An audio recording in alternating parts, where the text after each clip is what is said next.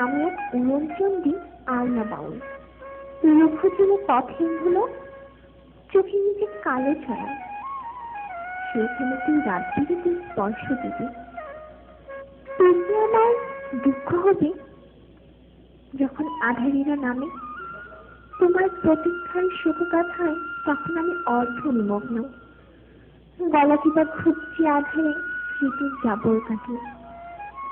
এই জনকীর্ণ নিস্তব্ধতায় তুমি মনে রেখো আমায়।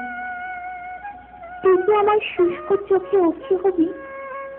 ব্যস্ত রাতে বেজে ওঠার টেলিফোনের ধ্বনি হবি?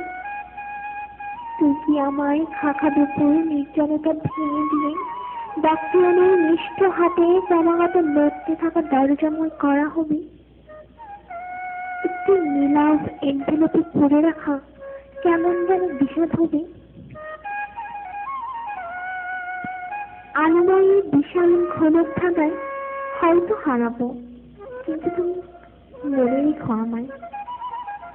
আবার যখন নিভে যাবে আলো, যখন এই অলস আলোটাকে ভুবক্ষের মতো গিলবে আধার, রাত জাগা পাখি আমি, তুই ভুলে যেও না আমায়। যেদিন তোমার মনের চাতক পাখিটা মুক্ত হয়ে উঠবে ওই সাদা মেঘেদের দলে, তুই মনে রাখবে তো আমায়?